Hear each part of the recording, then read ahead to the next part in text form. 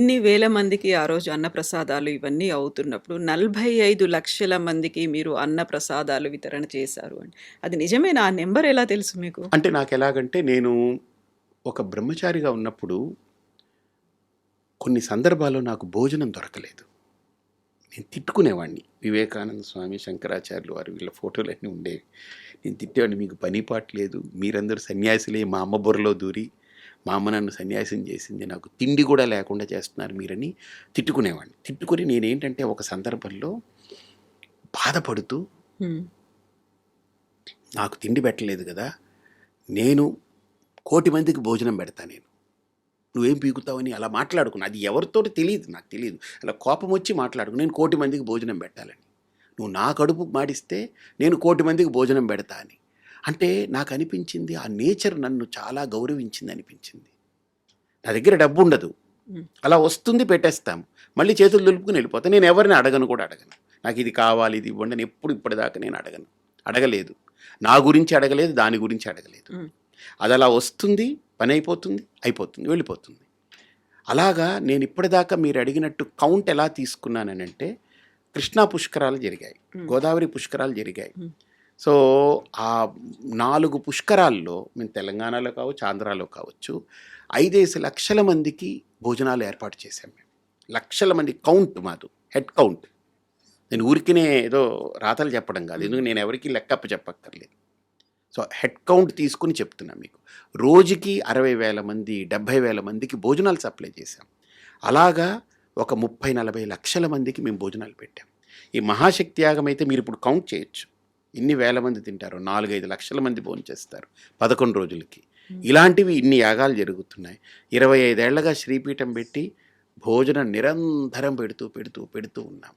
పెద్ద యాగాలకి పెడతాము, మామూలు రోజుల్లో పెడతాం, అన్నీ పెడుతుంటాం. ఇలా లెక్కేస్తే ఒక 45 లక్షలకి తప్పకుండా, ఇంకా ఎక్కువే పెట్టాం కానీ తక్కువ పెట్టలేదు.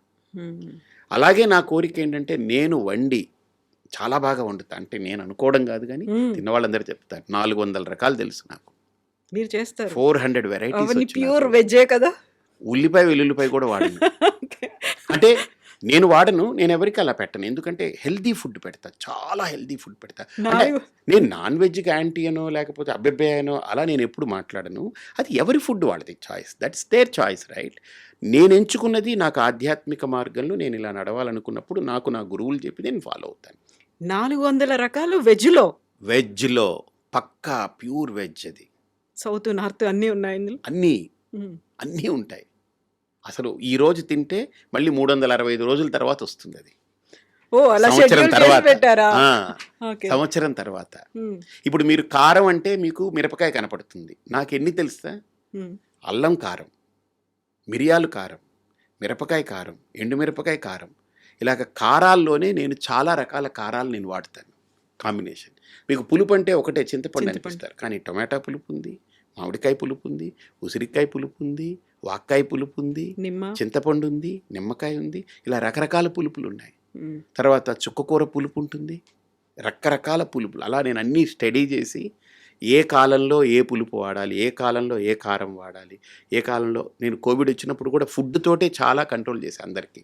మెడిసిన్స్ వాడలేదు, మా ఆశ్రమంలో రానేలేదు కోవిడ్ దగ్గరికి. దానికి ఇంకో కారణం కూడా ఏంటంటే, ఇది నిత్యాగ్నిహోత్ర అని ఒకటి నేను చెప్పాను కదా, R&D చేస్తుంటా. నేను R&D ఒక 7 అంశాల్లో చేస్తా. ఒకటి సొసైటీ మీద, పాలిటిక్స్ మీద, తర్వాత స్పిరిచువాలిటీ మీద, ప్రోడక్ట్స్ మీద, తర్వాత పర్సనాలిటీస్ మీద, ఇలా రకరకాల వాటి మీద నేను R&D అంటే ఎప్పుడు రీసెర్చ్ చేస్తూ ఉంటా. నేను ఎప్పుడు నేర్చుకోవాలనుకునే వ్యక్తిని.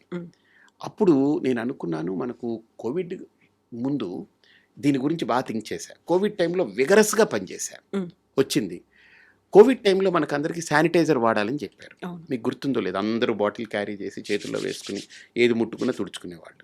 నాకు ఒక క్వశ్చన్, మనం బయటికి వెళ్ళాం, ఏదో ముట్టుకుంటే శానిటైజ్ చేసుకుంటాం, కానీ బాడీ అంతా పట్టిన దాన్ని ఇంటికి వస్తాం కదా, మరి ఇది ఇంట్లో కూడా పాకుతుంది కదా, అది ఎయిర్ బోన్ అన్నారు కదా అప్పుడు, మరి అది ఇంట్లో అంతా పాకుతుంది కదా, ఇళ్ళంతా ఎలా శానిటైజ్ చేస్తాం మనం?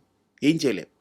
అందుకని ఇది కనిపెట్టాను నేను, నిత్యాగ్నిహోత్ర అని. ఋషులు మనకిచ్చినటువంటిది, నేను కనిపెట్టలేదు ఇది, వాళ్ళు ఇచ్చిన అమూల్యమైన ఫార్ములాని. ఇది 100% న్యాచురల్ అనమాట. ఇది మీకు కూడా ఇస్తాను. ఇది వెలిగించి పెడితే 45 నుంచి 55 నిమిషాలు వెలుగుతుంది ఒక కేక్ ఇది. ఇది పూర్తిగా హెర్బ్స్. అంటే మన మైండ్‌ని రిలాక్స్ చేసే హెర్బ్స్ ఉన్నాయి. స్ట్రెస్ ఫ్రీ చేసేది ఉన్నాయి. తర్వాత మనలో డోపమిన్ అంటారు కదా! డోపమిన్ రిలీజ్ అయితే చాలా మనిషి హ్యాపీగా ఉంటాడని అంటారు కదా! డోపమిన్‌కి బాప్ ఇది. ఓకే. అంటే మన బ్రెయిన్‌ని తెలియకుండా సూదింగ్ చేస్తుంది. అంత హాయినిస్తుంది. ప్లెజెంట్ స్మెల్ ఉంది. మనం ఓపెన్ చేయగానే వెలిగించకుండానే వస్తోంది. ఓపెన్ చేయగానే అలా ఉంది కదా! అంతా మొత్తం హెర్బ్స్ ఇవి. హ్మ్. పంచగవ్య హెర్బ్స్ తోటి చేసింది. ఇది ఒక్కటి వెలిగిస్తే ఆఫీస్ ఏరియాలో 50 మంది వర్క్ చేస్తుంటే వాళ్ళు ఒక 2 గంటలు పడుకుంటే ఒక న్యాప్ తీసుకుంటే 2 గంటలు ఎంత ఫ్రెష్ అవుతారో, ఇది వెలిగి ఈ 45 నిమిషాలు వాళ్ళు గనుక అది పీల్చుకోగలిగితే అంత రిఫ్రెష్ అయిపోతారు వాళ్ళు. ఇళ్ళంతా శానిటైజ్ చేస్తుంది, ప్యూరిఫై చేస్తుంది. దీని మీద నేను 6 సంవత్సరాలు చాలా చాలా చాలా కృషి చేసి అలా డిజైన్ చేసి చేశాను. అంటే మనము, నా అభిప్రాయం ఏంటనంటే, ఒక భోజనం పెట్టడమే కాదు, ఒక యాగం చేయడమే కాదు, ఒక దీక్ష చేయించడమే కాదు, ఒక ప్రోడక్ట్ని ఇవ్వడమే కాదు, వీటిలో పూర్తిగా ఇన్డెప్త్ దాని మీద రీసెర్చ్ చేసి ఆలోచన చేసి దీని పర్పస్ ఏంటి, ఏదో డబ్బు పోగు చేయాలి. నా దృష్టిలో డబ్బు అనేది, నా దృష్టిలో లక్ష్మీదేవి విష్ణువుకి సంబంధించింది, నాకు కాదు. ఆవిడ విష్ణు భార్య. నా దగ్గర నేనేదో దాచుకొని లాక్కొని పెట్టుకోవాలని నేను అనుకోను. ఆవిడ అనుగ్రహం ఉంటే చాలు నాకు. ఎందుకు, ఏ పనైనా నేను మంచి పని చేసేటప్పుడు ఆవిడ నన్ను దీవించి నువ్వు పని చేయి అంతే అయిపోతుంది అని దీవిస్తే చాలు. ఆవిడని తీసుకొచ్చి నా దగ్గర దాచిపెట్టుకుని గొయ్యలు తీసి లోపల పెట్టి లేదా లాకర్లో పెట్టి ఎందుకు బంధించాలి ఆవిడ్ని? నాకు అవసరమైనప్పుడు ఆవిడ వస్తే, ఇప్పుడు బియ్యం అన్నం తినాలి, కంచంలో వండిన అన్నం వస్తే సరిపోతుంది, కానీ ఈ బియ్యం మూటలన్నీ వేసుకొని నేను తిరుగుతూ ఎక్కడెక్కడికి నేను ఏం చేయను నేను. కాబట్టి అలాగా నాకు నా అభిప్రాయం ఏంటంటే, మనం చేసే ప్రతి స్టెప్లో, ప్రతి అడుగులో దైవానుగ్రహం కావాలి, దైవ బలంతో నడవాలి అని ఆలోచిస్తాను. అలాగే నేను 1,00,000 మందికి భోజనం నా చేత్తో వడ్డించి పెట్టాలని పెట్టుకున్నా. దాంట్లో మీకు చెప్పనా, హెడ్ కౌంట్ ఇప్పటికి 35,000 మందికి పెట్టా.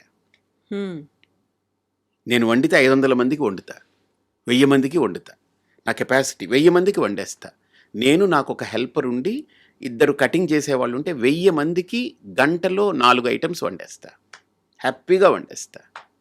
మీకు ఎప్పుడైనా చూస్తే చూడుదురు, కానీ తప్పకుండా చూపిస్తా. మీరు వీడియో తీసుకుని లైవ్ కూడా పెట్టుకోండి, చూపించండి. తప్పకుండా 4 ఐటమ్స్, ఒక్కదానికంటే ఒకటి మామూలుగా ఉండదు, ఒకదాన్ని మించి ఒకటి ఉంటుంది. అంటే నేను చేశానని చెప్పుకోవట్లేదు, నా చేతిలో అమ్మవారి అనుగ్రహం అదంతే. ఇప్పుడు మీరు తినేటువంటి ఆ భోజనం కూడా మీ అంతట మీరే చేసుకుంటారా? బయట వాళ్ళు నేను ఇంకెవరు యూఎస్ చేసినా వెళ్ళినా తినరా? కూడా నేను చేస్తే తిననని కాదు. నేను ఎక్కడికైనా వెళ్తే ఎవరైనా ఇడ్లీ తీసుకొస్తారు, ఎక్కడో ఉంటాను, తింటాను, అది కాదని కాదు. 99% నా చేతి వంట నేను ఇష్టపడతాను. ఎందుకంటే నా బాడీ, నా లోపల నాలిక నాకు ఏది తినాలనిపిస్తుందో నాకు చెప్తుంది అది. I'm doctor for my self. నాకు నేనే, ఇప్పుడు నా కడుపు ఏంటి, నా కడుపులో తినాలనుందా లేదా అది నాకు తెలుస్తుంది. నేనేం తింటే బాగుంటుందో నా నాలిక చెప్తుంది. కొద్దిగా ఎలాగుంది, చప్పగా ఉందనిపించింది అనుకోండి, కొద్దిగా ఏదో తగ్గింది అక్కడ. అదేం కోరుకుంటుంది, కొద్దిగా మిరియాలు, జీలకర్ర ఇవన్నీ వేసి మంచి రసం పెట్టి అన్నంలో రసం కలుపుకొని తింటే చాలా బాగుంటుంది అనిపించింది అనుకోండి, నేను అందరికీ వెళ్ళి నాకు రసం పెట్టండి అని అడుక్కోవడం ఎందుకు, నాకు ఉందిగా నేనే చేసుకుంటాను తింటాను. నాకు కావాల్సింది నేను చేసుకుంటాను తింటాను. అంటే నా బాడీ కోరుకునేది, నా బాడీకి ఏది ఇస్తే మంచిది అనిపిస్తుంది నేను చేసుకుంటాను. నేను 1,00,000 మందికి ఎందుకు నేను వండి పెట్టాలనుకున్నాను మీరు అడగలేదే.